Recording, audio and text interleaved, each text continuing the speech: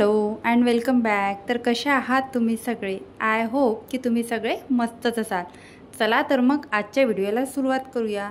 तर इथे मी एक हेअर मास्क तयार करत आहे, कारण बराचसा डॅन्ड्रफ आता हिवाळ्यामध्ये मला झाला होता आणि तो काही अजून केसांमधून तुटलेला नाहीच आहे। तर मग एक केळं घेतलं होते घरी, केळं अवेलेबल, तर म्हटलं चला घरगुती काही बनवूया आणि त्यामध्ये दही टाकलं।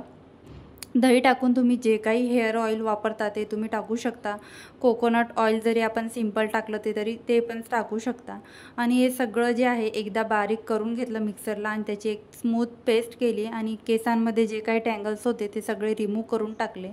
टँगल रिमूव्ह करून टाकल्यानंतर स्कॅल्पमध्ये आणि थोडंसं बोटांनी रब करून जिथे जिथे डॅन्ड्रफ असतं आपल्या स्कॅल्पला लागलेलं चिकटलेलं तिथे मी लावत आहे। आणि असं मी बरेच आता महिना झाला आहे, कारण मला मागच्या महिन्यात खूप जास्त असा डॅन्ड्रफचा प्रॉब्लेम होता आणि त्या डॅन्ड्रफमुळे स्किनवर पण असे पिंपल्स खूप जास्त वाढले होते। तर त्यामुळे म्हटलं चला आज मला फॅन वगैरे पुसायचेच होते, तर अंगावर सगळी धूळ उडणारच होती, तर म्हटलं आपण हेअर मास्क लावून घेऊया, नंतर 1 तास तरी राहील। तसं तर हेअर मास्क 15 ते 20 मिनिट ठेवायला पाहिजे, पण हा मी घरीच बनवला होता आणि हेअर ऑइल आणि केळी त्यामध्ये होतं, तर त्याच्यामुळे तर काही ड्रायनेस केसांना येत नाही, तर स्मूथिंगच आपल्या केसांना ते करतं। तर मग मी राहू दिला। तर सगळी क्लिनिंग करायला मला 1 तास तर लागलाच, कारण आज म्हटलं बेडशीट जर मला धुवायची असली तर मी बरेच व्हिडिओमध्ये तुमच्याशी शेअर केला आहे की मला ही बेडशीट धुवायची असली की मी थोडीफार क्लिनिंग करून घेत असते, कारण बेडशीट आपण काढली की मग बेडशीट खराब व्हायचं टेन्शन नसतं आणि आपण बिनधास्त सगळी क्लिनिंग करू शकतो। म्हणजेच आपला फॅन झाला, बाजूची खिडकी झाली, ते मला एकदम सरफेस असे रिकामे मिळतात आणि एकदम असं आपण क्लीन करू शकतो रफ काहीच टेन्शन नाही की हे खराब होईल ते खराब होईल। तर बेडशीट काढली आणि भिजत टाकून दिली, कारण बेडशीट जर भिजेल आणि छान पटकन वॉश पण होऊन जाईल आणि जास्त मला तिथे एफर्ट्स पण घ्यावे लागणार नाही। आणि हे मी काढलं नव्हतं, म्हटलं प्लास्टिक इथेच राहू देते गादीला प्रोटेक्शन, कारण आता मी फॅन पोसेल तर सगळी धूळ खाली गादीवर सांडेल। तर तिथे हृदयाने त्याचं टेंट हाऊस बनवलं होतं आणि मम्मा देखो टेंट हाऊस बना लिया असं मला ती म्हणत होती। मला एवढं हसायला आलं, म्हणून ती क्लिप मी इथे ॲड केली। तर म्हटलं चला सर्वात आधी फॅन पुसून घेऊया, कारण फॅन खूपच घाण झाले होते आणि खूप जास्त धूळ फॅनवर आली होती आणि बरेच दिवस झाले फॅन काही पुसल्याच गेले नव्हते। कसं आहे ना, मी खिडकी तरी पुसून घेते, पण फॅन पुसायचं म्हटलं की खूप जास्त करामती कराव्या लागतात, त्यामुळे नकोच वाटतं। तर बेडवर चढल्यावर माझा हात पुरला आणि समोरच्या साईडनी पहिले तीनही त्याचे जे आहे फॅनचे पाते ते पूर्ण पुसून घेतले, नंतर मागच्या साईडनी सगळं पुसून घेतलं। ओला कापड घेतला आणि ओल्या कापडाच्या साह्याने सगळं पुसून घेतलं। बेडरूमचा फॅन पुसून झाला होता, मग मी हॉलमध्ये आली। हॉलमधला फॅन काही एवढा खराब होत नाही, कारण हॉलमध्ये एवढ्या प्रमाणात धूळ येत नाही, पण बेडरूममध्ये खिडकी असल्यामुळे बेडरूमला खूप जास्त धूळ येते, ती खिडकी पण जास्त खराब होते आणि फॅन पण खराब होतो आणि आजूबाजूला कूलर वगैरे ठेवला आहे ते पण जास्त खराब होतं। आणि आता इतके 2-3 दिवस झाले इतक्यात एवढा वारा वगैरे सुटतो, रोज संध्याकाळी वारा वगैरे सुटतो, त्याच्यामुळे पण घरामध्ये खूप जास्त धूळ येत आहे। तर लगेच TV वगैरे पुसून घेतला आणि आपण एक जर क्लिनिंग करायला घेतली तर पाठोपाठ आपल्याला बॅक टू बॅक दुसरं पण करावं वाटतं आणि असं करायसाठी आपल्याला उत्साह निर्माण होतं। तर उन्हाळा म्हटलं की घरामध्ये खूप जास्त धूळ येते आणि नेहमी क्लिनिंग करणं पण आपलं पॉसिबल होत नाही, कारण आपल्याला एकच काम नसतं, बरेचसे कामं असतात। तर मी काय करते, मी असं ठरवून ठेवलं आहे की मला बस एवढ्या दिवसांनी 8 दिवसांनी किंवा 15 दिवसांनी या जागेची क्लिनिंग करायची आहे किंवा या जागेची क्लिनिंग करायची आहे। तर मी जास्त लोड घेत नाही, ती जागा जरी खराब झाली असेल तर बरोबर तेवढ्या दिवसात मी तिथे जातेच आणि ती जी जागा आहे ती क्लीन करते किंवा ती जी वस्तू आहे ती क्लीन करतच असते, म्हणजे एकदम मला लोड येत नाही की एका दमात सगळं क्लीन करायला पाहिजे। तर खिडकी सगळं स्वच्छ करून घेतली, आतून बाहेरून पुसून घेतली, कारण खिडकीवर बऱ्याच प्रमाणात धूळ येते।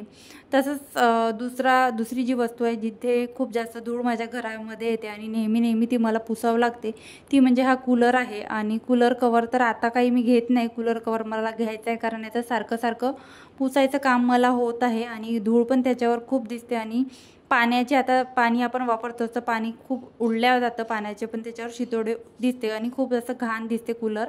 आणि पुसल्यानंतर बघा किती छान दिसत आहे, थोडंसं जरी पुसायला घेतलं तर एकदम छान दिसते। आणि इथे हृदयाचं सुरू होतं, तिला ते स्प्रे बॉटल पाहिजे होती जेवढे मला त्या स्प्रे बॉटलचे फायदे आहेत तेवढे नुकसान देखील आहे.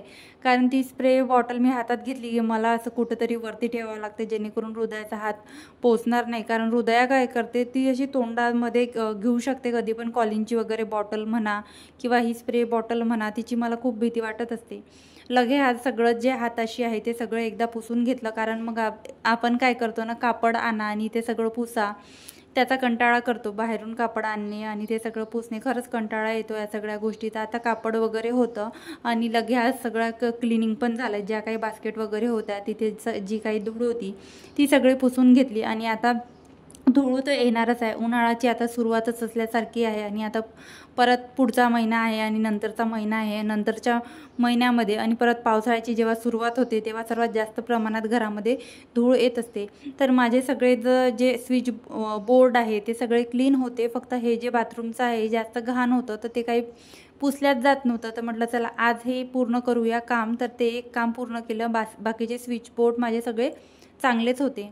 लगे हात मिरर पण पुसून घेतला. मिररवर सगळे हृदयाचे हात वगैरे खाली लागलेले असतात आणि कपाटावर हँडलवर जिथे काही धूळ होती ती सगळी पुसून घेतली. मिररवर मी स्प्रे मारून पुसला तर काय झालं, सगळं पांढरा पांढरा मिरर झाला होता. तर त्यानंतर मी काय केलं, त्यावर नॉर्मल पाणी मारलं. नॉर्मल पाण्याने एक टिश्यू घेऊन साफ केलं. नंतर ते टिश्यूचे जे कण त्या मिररला लागले होते ते सगळे कोरड्या कपड्याने पुसून घेतले. आपण जर करतो म्हटलं ना तर करायला काहीच वेळ लागत नाही, पण आपण घेतलंच नाही करायला ना तर असं खूप असं बर्डन आल्यासारखं वाटतं की असं खूप सारं काम आहे आणि खूप सारं काम पेंडिंग आहे आणि आपण केलंच नाही. आता करूया, नंतर करूया किंवा या दिवशी करूया किंवा मिस्टर आपल्याला हेल्प करते त्या दिवशी आपण करूया, संडेला करूया. तर संडेला वगैरे तर माझं काहीच होत नाही. सुट्टीच्या दिवशी माझं काहीच काम होत नाही, नुसतं टाईमपास होतो. आणि सुट्टी असली मला असं आहे माझं रोज लवकर उठते मी. तर कधी कधी असं वाटते की संडे वगैरे आज टिफिन बनवायची घाई नाही तर आज आपण आरामात उठू. तर तो एवढा आराम होऊन जातो की घरातले कामं काहीच आवरल्या जात नाही आणि सगळे शॉर्टकटमध्ये जे काही काम आहे ते आवरावं लागतं. लगे हात किचन पण स्वच्छ करायला आली आणि किचन पण स्वच्छ व्हायचं होतं माझं. फक्त स्वयंपाक झाला होता आणि स्वयंपाक आज मी स्वयंपाकच केला नव्हता. आम्ही नाश्ता केला होता, म्हणजेच मी पराठे केले होते काकडीचे. आज हनुमान जयंती होती, म्हणजे कालची हनुमान जयंती होती. तर काल आम्हाला सकाळला पण जेवण होते आणि खूप सारे जेवणाचे आमंत्रण होते हनुमान जयंतीचे. इथे मंदिरामध्ये पण जेवण होतं आणि मिस्टरांना पण जेवायला जायचं होतं. तर त्यांना टिफिन नव्हता पाहिजे.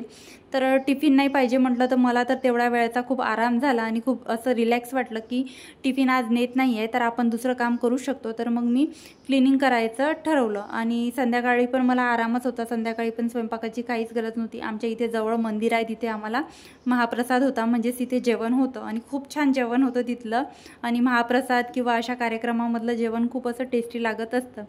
तर किचन पण क्लिनिंग केली. आजूबाजूचा सगळा एरिया आहे तो सगळा स्वच्छ करून घेतला आणि हा जो कडप्पा आहे तो पण स्वच्छ करते. कारण हृदयात सगळे तिथे घाणेरडे हात लावत असते. नेहमी स्वच्छ करत नाही, पण कधी कधी दिवसातून एक दिवसाआड ते स्वच्छ करते. तर अशा प्रकारे पूर्ण घर क्लीन केल्यानंतर खूप असं सुंदर वाटते. तर कसा वाटला तुम्हाला माझा आजचा व्हिडिओ मला नक्की कमेंटमध्ये सांगा. व्हिडिओ आवडला असेल तर व्हिडिओला एक लाईक आणि चॅनलला सबस्क्राईब करायला विसरू नका. Bye bye.